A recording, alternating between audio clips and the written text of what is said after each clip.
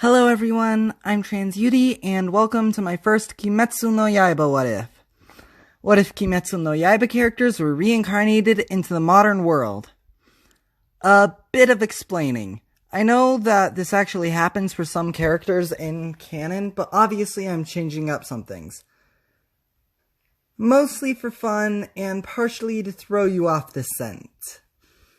From that last part, you can probably infer that I'm not going to outright tell you who got reincarnated into who, but there are obviously going to be hints, some bigger than others. It's more fun that way.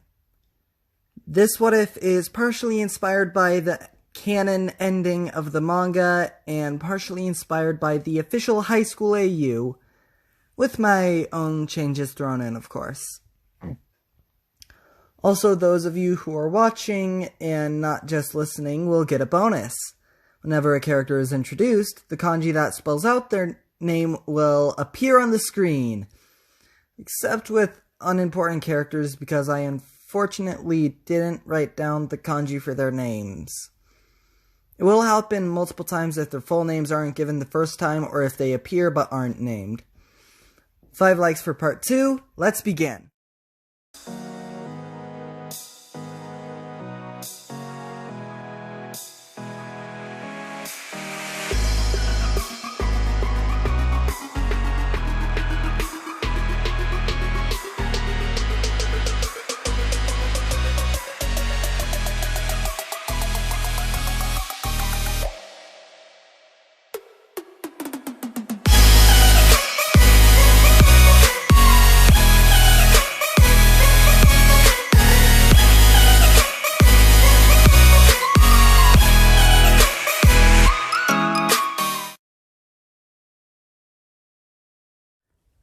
Tamashiro Ryu was completely spaced out.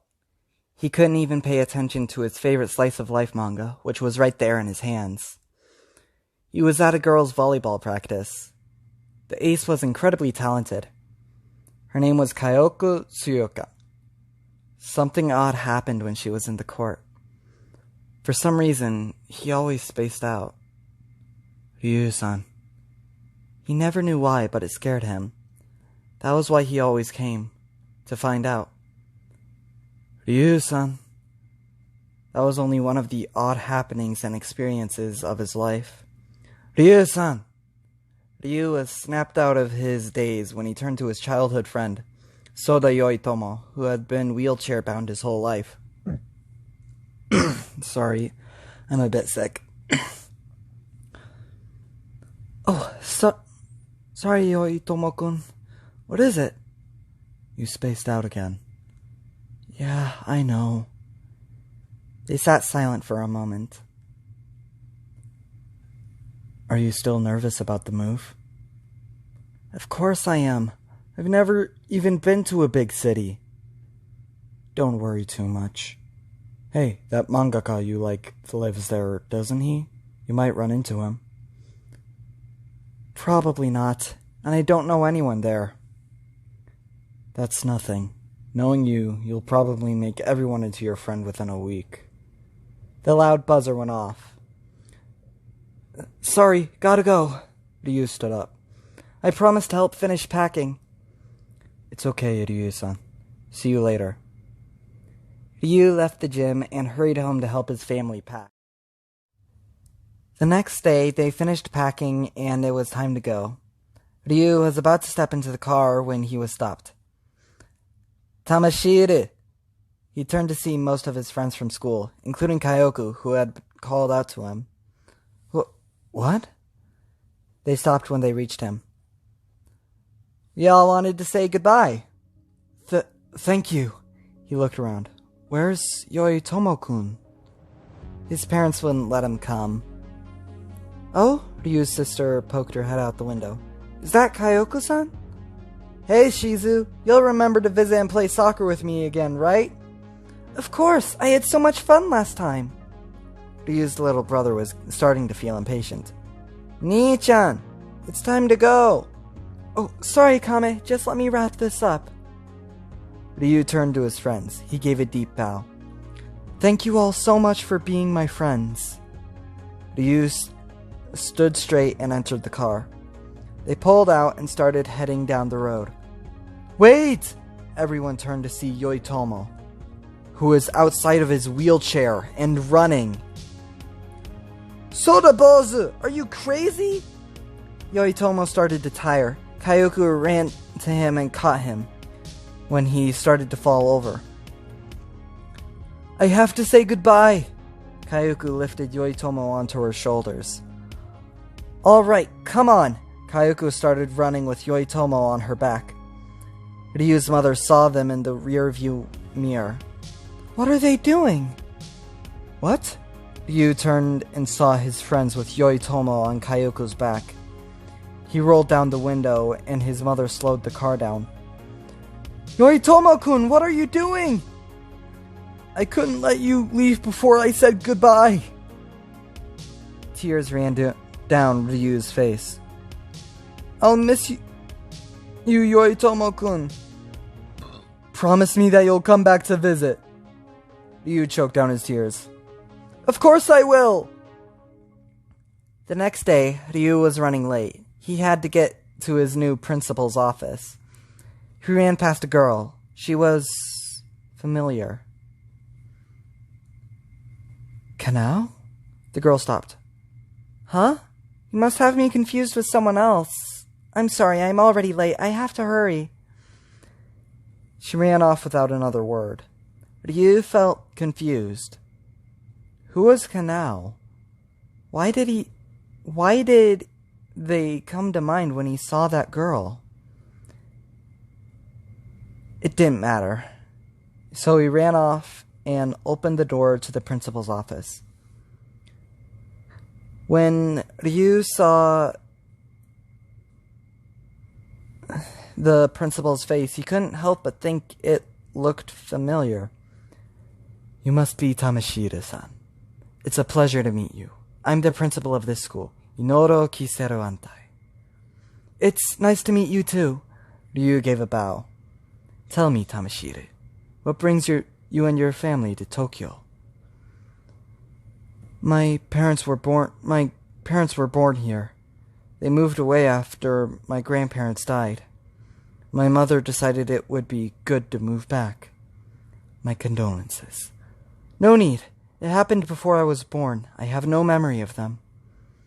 Still, it is tragic nonetheless. Inouro looked through some papers. You'll be in Class 1E. Tatasabi-sensei will be your homeroom teacher. Thank you. Ryu bowed once again and left for class. He entered the class. His new teacher had a calm disposition. Everyone, this is our new transfer student. Would you please introduce yourself? Of course. I'm Kama... Ryu stopped himself. What was that? Is everything okay? Yes, I'm fine. Ryu, it's nice to meet you. Ryu gave a bow. After getting a better look at his new classmates, some of them looked familiar. He then noticed the same girl he ran into in the halls. His face was slightly red in embarrassment. Take the empty seat next to Afudu-san. A boy with hazel eyes raised his hand. That's me. Ryu sat next to the boy, who was clearly Afudu. After a while, it came time for gym class. The teacher was barking at everyone to go faster. Afudu was running exhausted next to Ryu. So he's pretty intense. Expect this kind of thing from him. Isamusha-sensei, he's never let up on us. I heard he used to be a cop. Really? Why'd he stop? No one knows. Hey, you in the back, hurry up! The scary sensei was yelling at a slightly overweight boy in the back. By the way, what were you about to say when you were introducing yourself? I'm not sure. I was just talking without thinking and stopped myself when I realized I was saying the wrong thing. What? Afudu's face said it all. They arrived at the endpoint. It's not actually the first time it happened today. What? On my way to the principal's office, I passed a girl and for some reason I called her Kanao. What? What's with you? I don't know. It all started when I moved here. Afuru looked at Ryu like he was crazy. All right, Asamusha-sensei yelled as the last person passed the line. Today we're playing dodgeball. He squeezed a ball between his hands. Everyone started walking over to the court. Asamusha started sorting the students into teams. The teams stood on opposite ends of the court. Ryu and Afuru ended up on the same team. Hey, Tamashiro-san, how good are you at dodgeball? In all honesty, not great. Afuru looked at the other team. Yogi Kai Hana, not in any physical clubs, but naturally agile. The Hiriki twins. Everyone's surprised they don't realize how physically fit they are. Shizuki Totoyama, an up-and-coming underdog in the Kendo Club. All physical beasts. Afuru turned to the team he was on. There was himself, weak sauce, Ryu, who just admitted to not being very good, Kishokai Sando, a spoiled brat who didn't like getting dirty, and the class pervert who no one bothered to remember the name of, who was the slightly overweight student being harassed by Asamusha-sensei earlier. Tamashiro-san. Yeah? See you in the afterlife. Ryu laughed. Come on, it can't be that bad. Asamusha blew the whistle and balls started flying everywhere. Ryu started dodging best he could. Why does this feel familiar? Ryu thought. His mind started to go blank. He started moving instinctually. He didn't realize that he began to dodge them much easier. His breathing changed. After it did, he started moving much faster. I thought he said he wasn't that good, Afuru thought. He's dodging everything! However, it only lasted a few seconds. Pain suddenly shot through Ryu's lungs. He was snapped out of the daze and quickly collapsed. Time out! Asamusha yelled. The ball stopped flying. He walked to Ryu. Oi, Tamashiro. Are you okay? You were on fire for a few seconds, then you just collapsed. Ryu tried to catch his breath. I'm sorry!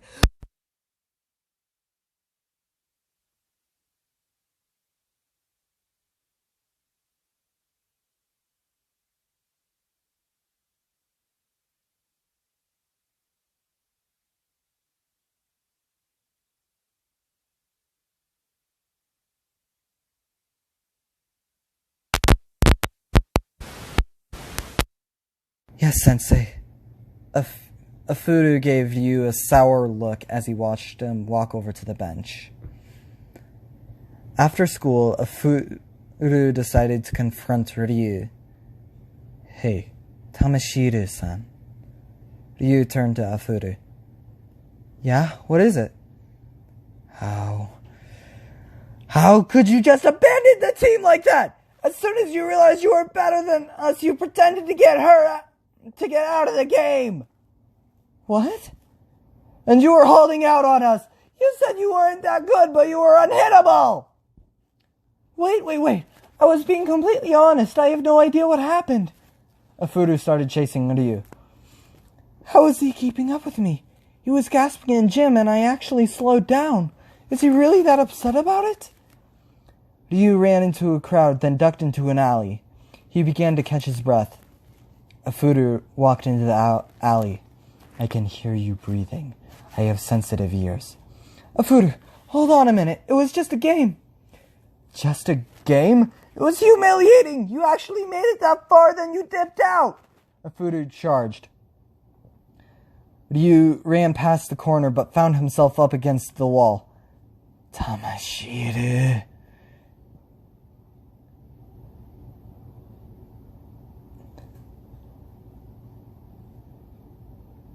Hey! A gun was heard clicking. Afuru froze and slowly turned to see a man holding him at gunpoint. There were two other men holding knives. We We don't want any trouble, Ryu said, trying to defuse the situation. Hand over all your money and we won't hurt you. Afudu hurried to fish his wallet out of his pocket. It flopped onto the ground. Afudu backed up. One of the men picked it up. Heh. Doesn't have much.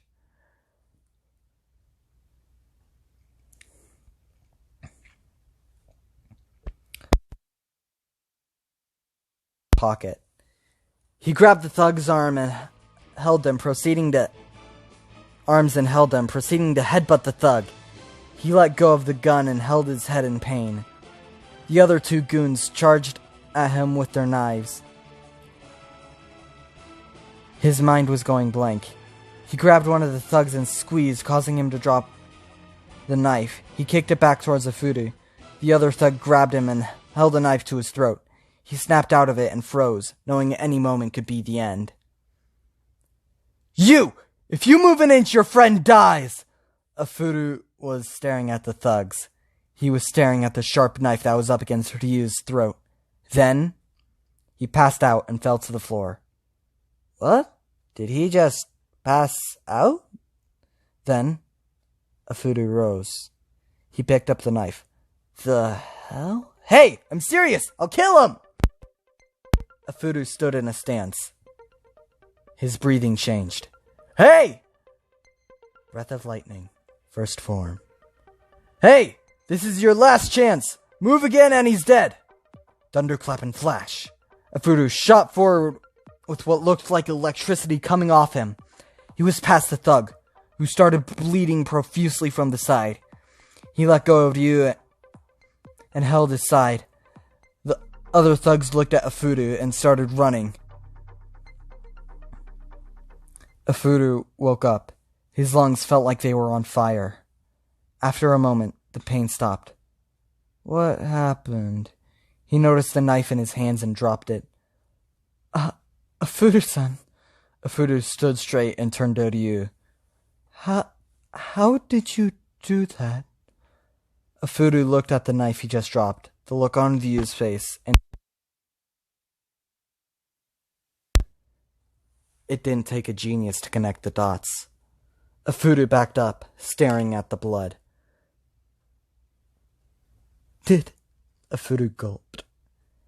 Did I do that? Ryu nodded. Afudu thought about the pain he felt in his lungs, and how Ryu described his pain earlier. I think I owe you an apology. We gotta wash this blood off. If people see us like this, we'll get arrested. The two hurried to wipe the blood and stuffed the clothes they used to do so in their backpacks. Come on, I live nearby. You can calm your nerves there. Afudu was shaking. Thank you, Tamashita-san.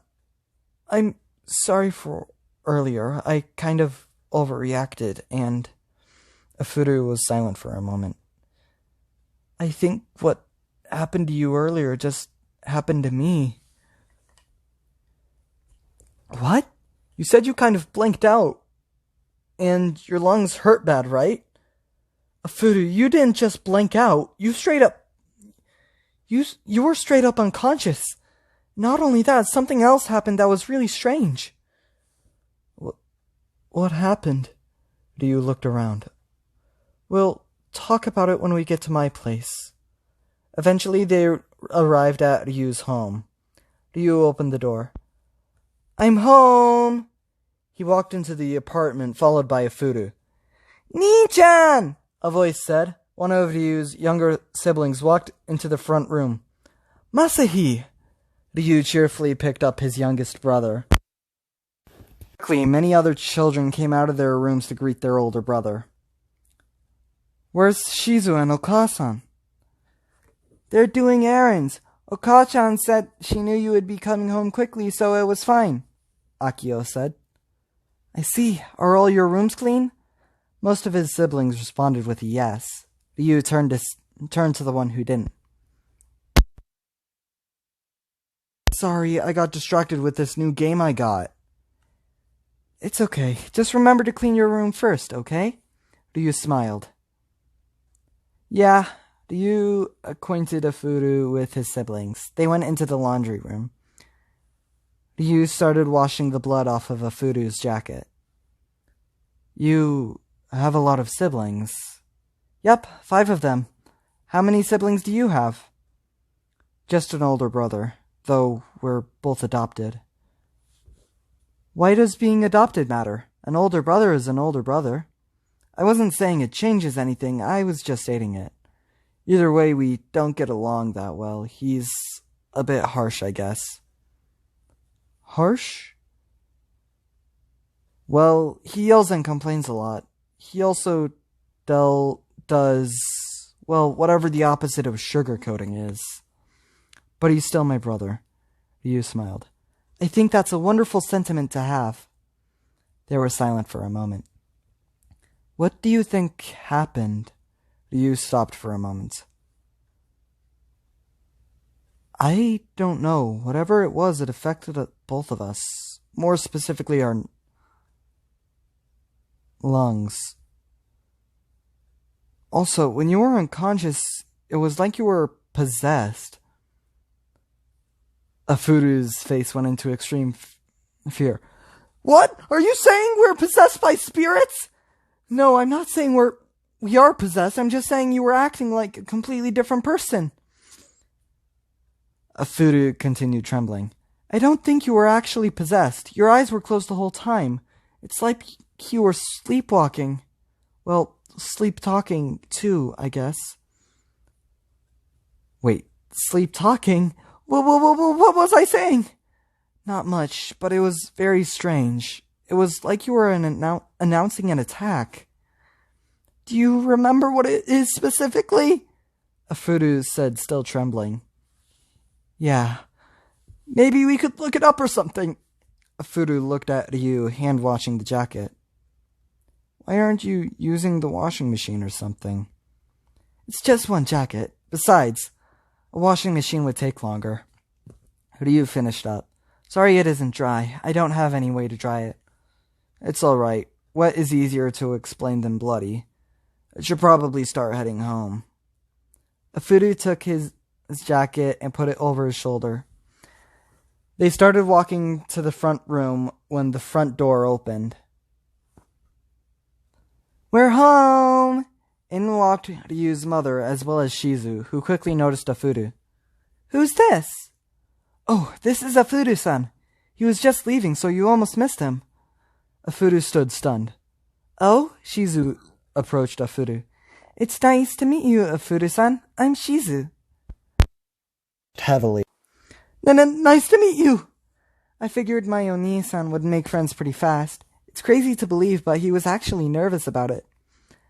That actually makes a little sense. He actually almost messed up introducing himself. Really? Even when nervous, he's usually so calm and collected. He's telling the truth. I really don't know how it happened. Ryu rubbed the back of his head. Afuru was clearly infatuated by Shizu. Oh, I'm sorry, I have... Mark. Shizu bowed and hurried to her room. Afuru's eyes never left her. Tamashiro-san, your sister. Yeah? What about her? She's the most beautiful girl I've ever seen. Yeah, she was pretty popular back home. Oh, I should probably go. Bye. See you at school, Afuru-san. Afuru left, and Ryu went to do his homework. Later in the evening, with the moon high in the sky, Inouro Kiseru-antai, the principal of Ryu's new school, was finally finishing his paperwork. He put the paperwork in his briefcase and closed it. He stood up from his seat and left his office. He peeked into the rooms of each of his children. 4 daughters and 1 son, each of them kind and gentle. He considered himself blessed to have such wonderful children. He slowly and quietly closed the door to not wake them up. He saw his wife Nisha on the couch. Out on call tonight? No, not tonight. He sat down next to her. Everything is moving smoothly at the school. Most of the students are behaving themselves, hardly any failing students. Whenever I walk through the halls, all I see are smiling faces. Nisha smiled. I'm glad. We're making good income with jobs we love. We have 5 wonderful children. Everything in our lives is right. A breaking sound was heard coming from the balcony. A pot must have fallen. She stood up and grabbed a broom. Kisetsu Antai stopped her. You shouldn't work on your day off. I'll clean it up. He walked to the balcony to find a broken pot with dirt pouring out of it. A calico cat stood on the railing, likely the perpetrator. When it saw Kisetsu Antai, it jumped back in surprise, almost falling off the balcony. You must be the one who knocked the pot over. You stroked the cat. Don't worry, I forgive you. Still, I must clean this up. Kisetsu Antai began sweeping up the dirt. After he filled up a bag, he brought it inside and